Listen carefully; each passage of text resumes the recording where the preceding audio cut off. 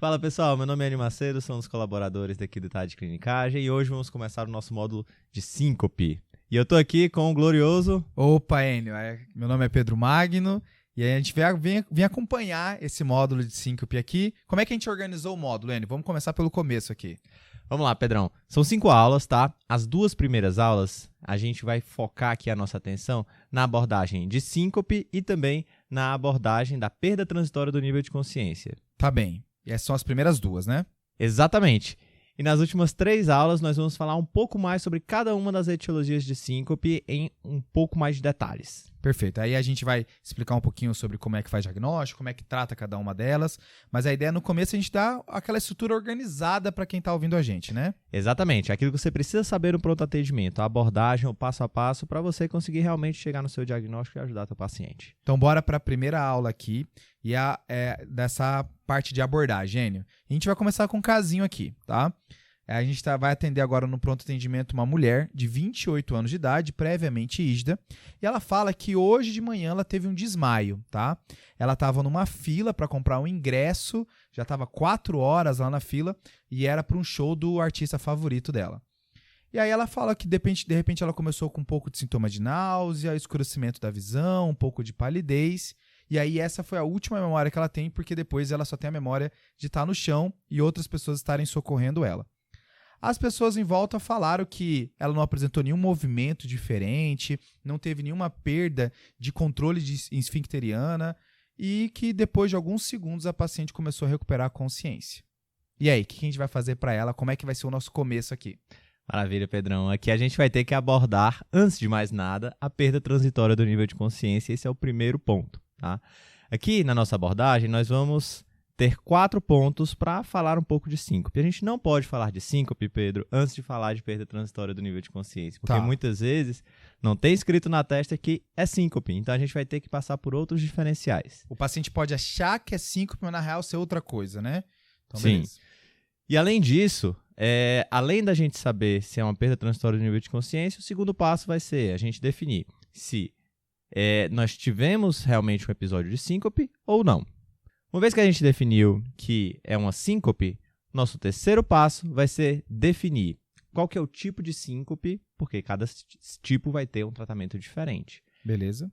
E o quarto passo vai ser a gente definir se esse paciente ele precisa ficar internado ou se a gente pode liberar para casa. Fechou, Ana. Então o paciente chegou falando que perdeu a consciência, teve um desmaio. A gente vai pensar em 4 pontos iniciais, né? Vamos fazer 4 perguntas primeiro. Então, a primeira pergunta é, isso foi uma perda de consciência transitória ou não?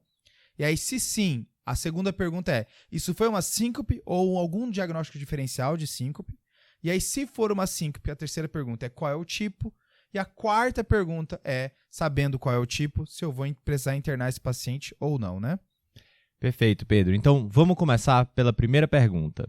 Se esta é uma perda transitória do nível de consciência ou não. Parece até que a gente está dando um passo para trás, né? O módulo é de síncope, mas você quer dar um passo para trás para falar assim, não, vamos encaixar na síndrome primeiro, né? É verdade, Pedro, porque na prática confunde mesmo e a gente tem que estar muito esperto para não cravar em síncope e deixar passar algum outro diagnóstico importante que na realidade seja o que o paciente tem. Tá. Então, perda transitória do nível de consciência, quando a gente fala nisso, é um termo guarda-chuva. É um termo guarda-chuva que é composto por outros 4 pontos.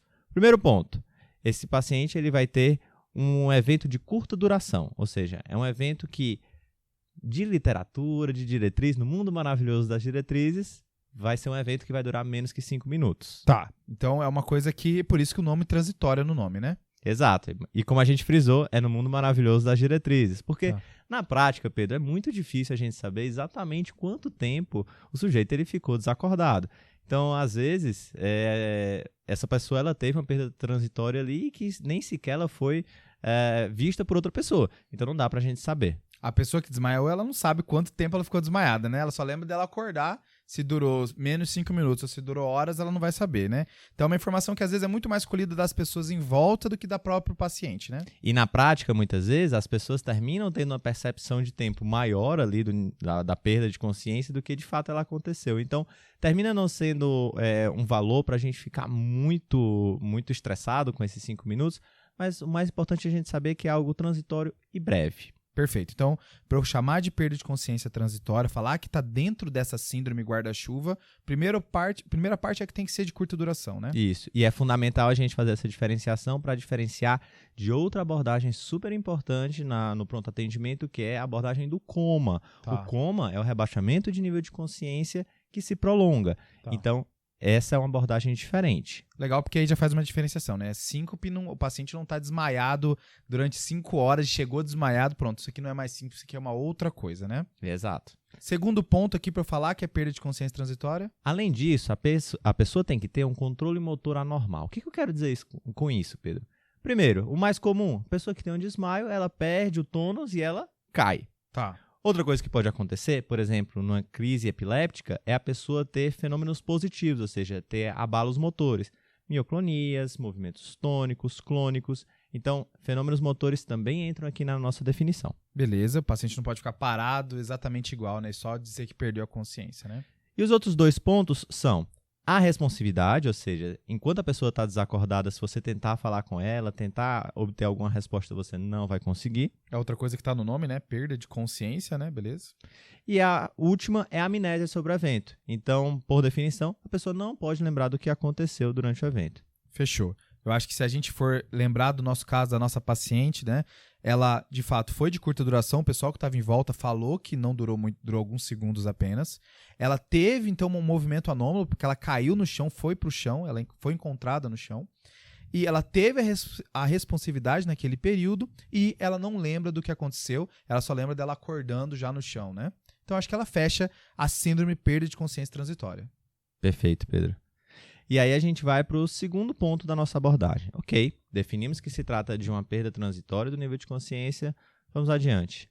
Essa perda transitória, ela foi devido a uma síncope ou não? Tá. E aí quando você fala não, você está pensando em que aqui, Enio? Aqui, como a gente conversou, Pedro, é um termo guarda-chuva, então muita coisa pode estar envolvida. A grande estrela aqui do nosso diferencial vai ser crise epiléptica. Então, a diferenciação entre síncope e crise epiléptica é uma dúvida frequente no pronto atendimento e a gente vai esmiuçar como que a gente pode chegar nessa diferenciação. Beleza. Alguma outra coisa que vale assim ressaltar? Só para a gente aproveitar que a gente está falando do termo? A lista é longa, Pedro. Inclusive, a gente colocou uma tabela aí no nosso material suplementar. Mas só para dar uma pincelada aqui em algumas coisas, a gente pode ter muita coisa na realidade, Pedro. A gente pode ter hipoglicemia, que a pessoa perdeu o nível de consciência. A gente pode ter eventos psicogênicos, como uma pseudosíncope psicogênica. Ou a gente pode ter também crises epilépticas psicogênicas, por assim dizer. A gente pode ter quedas em idosos, pode ter evento neurovascular agudo, como HSA com perda transitória do nível de consciência. Enfim, muita coisa. A gente não está sendo extensivo aqui, concluindo todas as causas, mas frisando principalmente que a principal diferenciação vai ser entre síncope e crise epiléptica, mas existem várias outras coisas que também causam perda transitória do nível de consciência. Quando a história não estiver batendo para nenhum nem outro, quando tiver alguma outra coisa, resgatar essa lista para ver se não está esquecendo algum diagnóstico que não é tão comum assim, né? Então, vamos lá. Como é que a gente vai fazer essa diferenciação se é síncope ou não, Enio? Beleza, Pedro. Para isso, e esse é o mais bonito aqui da nossa abordagem de síncope, é que é extremamente clínico. A nossa anamnese, ela vai ser fundamental para definir. E quando a gente fala de anamnese aqui nesse contexto, nós vamos diferenciar em 3 grandes partes para ficar um pouco mais didático. O que aconteceu antes, durante e depois do evento. Fechou. Antes do evento, Enio, o que eu preciso saber antes do paciente desmaiar? O que eu já preciso saber de informação que ele tinha antes já? Então, uma história geral, ela vai ser fundamental aqui, Pedro. Então, por exemplo, saber os antecedentes patológicos do paciente. Beleza. É uma pessoa que já tem um histórico aí de epilepsia e ela teve um evento que parece muito uma crise epiléptica. Opa, facilita bastante pra gente. Aqui você me ajudou, né? O paciente já tem esse histórico, teve de novo, fica um pouco mais fácil. Ou se é um paciente cardiopata em que ele teve um evento que parece uma síncope, opa, a gente vai ficar mais atento se esse evento sincopal dele não foi um evento cardíaco, mais preocupante. Tá bem. Além disso, é importante a gente saber sobre medicamentos. Então, existem medicamentos que estão associados a certos tipos de síncope. Nós vamos comentar isso mais adiante nas aulas específicas sobre cada um desses tipos de síncope. O que mais? E também, história familiar também aqui pode ser útil. Então, se você tem uma pessoa que tem um histórico familiar de morte súbita, de cardiopatias, isso pode pesar aí na sua anamnese para você ir para um lado ou para o outro. Fechou. Então, na primeira parte do antes é entender melhor quem é o paciente, né? Então, o antecedentes dele, antecedentes familiares, medicação que estava usando. O que mais do antes?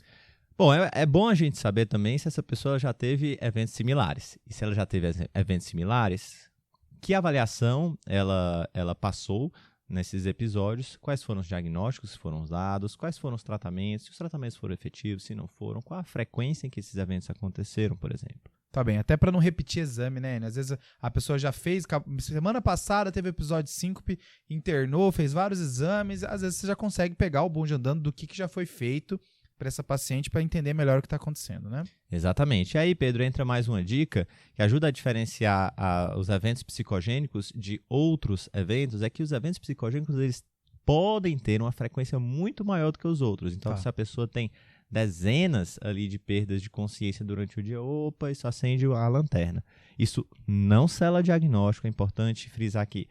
Para a gente selar que é algo psicogênico, é preciso uma avaliação de uma pessoa experiente, muitas vezes descartar causas orgânicas que possam explicar o quadro, mas é algo que acende o alerta. Fechou, Ana. Então, ainda a gente está no período antes. Primeiro você falou sobre antecedentes do paciente, né? Depois você falou sobre se ele já teve esse episódio antes. O que mais do antes aqui é importante? Aqui, Pedro, tem 2 elementos que são super importantes na abordagem da perda transitória do nível de consciência e na diferenciação da síncope, que é saber se houve um gatilho específico. Então, muitas vezes, esses pacientes eles tiveram outros episódios, eles conseguem identificar um gatilho. E segundo, saber se houve pródromo. Falando um pouquinho mais dos gatilhos, Pedro. Então, por exemplo, um gatilho. A pessoa ela sempre tem uma pré-síncope ou uma síncope à mudança postural. Ela está deitada e vai ficar em pé. Isso pode ser sugestivo de hipotensão ortostática. Beleza. A pessoa teve uma dor torácica ou uma sensação de palpitação e depois teve uma síncope. Opa, isso pode apontar para uma síncope cardiogênica. Tá. Tem até aquele episódio do Pokémon, né, que você tem as luzes piscantes lá e que aquilo fez com que muitas crianças elas apresentassem uma crise convulsiva. Por que isso? Porque existem gatilhos também para crises epilépticas, né? Então, por exemplo, luzes piscantes, jejum, estresse, privação de sono podem ser gatilhos também para esse tipo de evento. Esse é o evento do episódio proibido do Pokémon, né? Quem jogar no Google vai achar isso daí, né? Só toma cuidado se não tem uma propensão à convulsão, né? Que é uma coisa que é bom não assistir. Eu por sinal, eu não fui assistir, eu não fui atrás, porque vai que eu tenho alguma coisa, eu prefiro não saber, Mas, além de gatilhos, você falou de pródromos. O que é importante aqui do pródromo a gente perceber? O pródromo, Pedro, são aqueles sinais e sintomas que o paciente ele vai apresentar momentos antes do evento. Então, existem 2 grandes grupos aqui de pródromos que vale a pena o nosso ouvinte saber. O primeiro são os pródromos autonômicos. Esses pródromos autonômicos, eles são mais sugestivos de quadros de síncope, principalmente das síncopes reflexas. O que eu quero dizer com isso? Por exemplo, a pessoa que ela começa a ficar pálida, sudoreica, sentir náusea, sensação de náusea, pode até vomitar. Então, todo esse pródromo é sugestivo de síncope, por exemplo. E aí, convulsão não faz isso? Geralmente não. Geralmente, o pródromo que a pessoa que tem uma crise epiléptica tem, a gente dá o nome de aura. Beleza. E a aura ela pode ter muitas manifestações diferentes. Então, cada pessoa ela pode ter um tipo diferente de aura e essa aura pode mudar também de pessoa para pessoa. Mas alguns exemplos. Um deles é uma sensação epigástrica ascendente que sobe da barriga para o tórax, que é algo difícil de explicar, mas que é muito típico de crises epilépticas, principalmente do lobo temporal. Tá. As pessoas podem ter outros eventos, como por exemplo, déjà vu. As pessoas podem ter pontos aparecendo ali na visão, podem ter paresia, podem ter parestesias. Então, realmente é um mundo. Então, alterações neurológicas chamam mais a atenção aí para aura. Fechou. Então, isso a gente entendeu a parte do antes, né? A gente falou história do paciente, já teve episódios antes, e aquela história imediatamente antes da síncope, né? O que estava fazendo, teve algum gatilho e se sentiu alguma coisa, que são os pródromos. Durante a crise, Enio, agora o paciente está agora no momento da perda de consciência. Como é que eu faço para diferenciar síncope versus convulsão aqui? Pedro, aqui é importante que a gente tenha acesso a informações que os nossos pacientes provavelmente não vão conseguir nos dar, porque eles têm amnésia sobre o evento. Tá. Então, aqui a gente vai ter que consultar quem foi que socorreu essa pessoa no evento do desmaio, ou se você tiver disponibilidade de acessar uma câmera de vídeo, para você ter noção do que de fato aconteceu durante o evento. E aqui tem uma armadilha, né, Enio? Porque parece muito óbvio, né? A pessoa olhou e ela vai... Ah, Pedro, quem olha uma síncope, olha uma convulsão, vai clara a diferença. Convulsão, a pessoa tem abalos, ela morde língua, ela tem liberação esfincteriana, só que aqui mora uma armadilha, né? Mora uma armadilha, Pedro, porque apesar de que é muito típico esse tipo de apresentação da crise epiléptica, ela não exclui completamente uma síncope. Por que isso? Porque quando a pessoa tem uma síncope, por definição, ela vai ter um baixo débito cerebral. E esse baixo débito cerebral pode levar a pequenos abalos motores, pequenas mioclonias que geralmente têm uma frequência menor do que na crise convulsiva, mas que podem estar presentes também. Tá bem. Você pode ter também mordedura de língua. Tipicamente, a mordedura de língua e da crise convulsiva é na lateral da língua, enquanto que a mordedura de língua na síncope costuma ser mais na ponta da língua. Isso não é excludente, não é a ferro e fogo, mas é algo que pode eventualmente ajudar. É legal porque tem um pouquinho de exame físico aqui, né? O exame físico te ajudando a diferenciar um pouco das duas, né? É isso aí. E você pode ter também liberação esfincteriana. Importante, Pedro, que você tem que ter uma noção daquilo que predomina. Você teve um quadro muito típico em que a pessoa ela teve uma aura típica de crise convulsiva, cai ao chão, tem movimentos tônicos seguidos por movimentos clônicos, muitos movimentos clônicos que a gente não costuma ver na síncope, liberação esfincteriana, mordedura de língua, posição típica, provavelmente isso é uma crise convulsiva. É tipo, o contexto geral, a composição de tudo vai falar a favor de convulsão, né?